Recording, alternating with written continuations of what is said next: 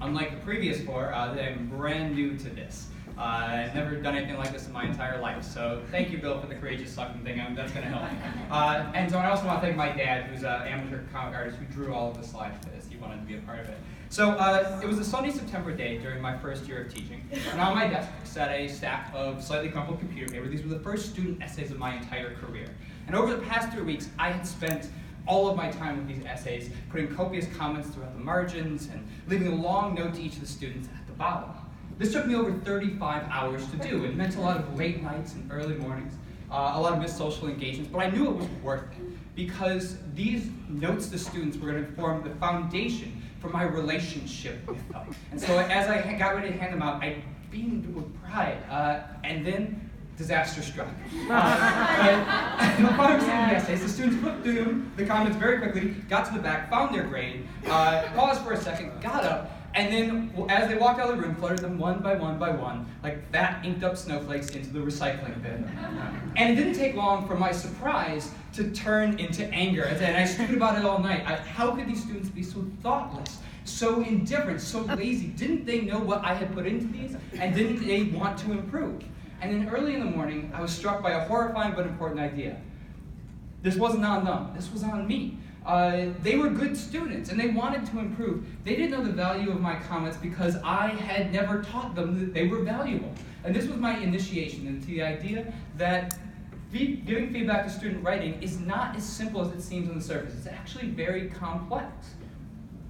But what I didn't know at the time is that I never again wanted to see 35 hours of my work lying in the bottom of a recycle bin. So I went looking for answers. And as I went down the rabbit hole of research concerning how we should respond to student writing, as is the case with certain rabbit holes, things got a little bit weird.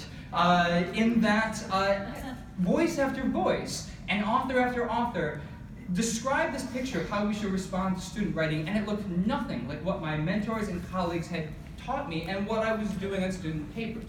Take, for example, the number of comments. At this point, I marked everything. Papers look like this, because that's what I'd seen every teacher I'd ever known do. And yet, if you look at the research, it's really clear, it has been for a long time, since 1982, when Nancy Summers wrote Responding to Student Writing, that we should not be doing this. Or the depth of my comments. I spoke, and all of my colleagues as well, in this weird English teacher shorthand, like awk, unclear, add more voice. And yet, there's 30 years of studies over and over again where you see that this kind of commenting more often than not confuses and frustrates students as opposed to teaches them.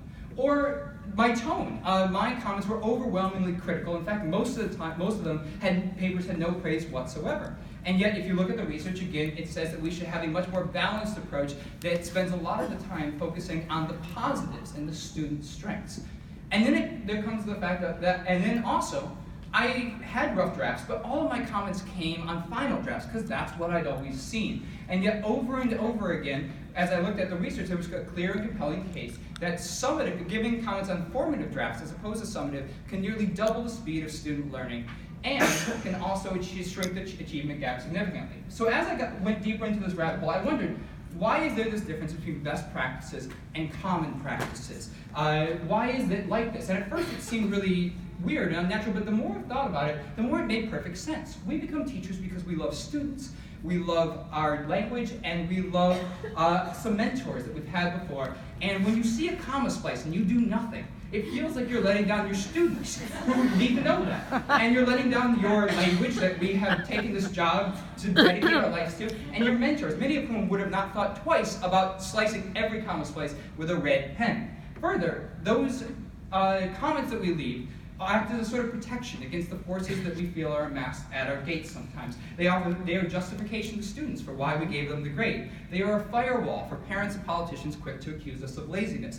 And they are also a concrete symbol of I'm losing my face here, they're a concrete symbol that we are doing our jobs. But because of all this, it feels intensely natural to mark everything. But if we do that takes a lot of time. We're talking thousands and thousands of comments for every paper assigned. And if that's the case, then there is no time for things like positive feedback, or having formative feedback, or doing anything but that English teacher shorthand. And so what happens is this gap between what are best practices and what practitioners are doing lives for another day. So my Ignite wish is that we look at our margins differently. And similar to what Pierre Elbow was saying here, that the written comments that you make on a student's essay will often be the basis for your relationship with those students, that we start to look at it like that this is the time where you get to talk directly to each one of them, and for many of the students, it's the most contact we have, so we need to use that opportunity.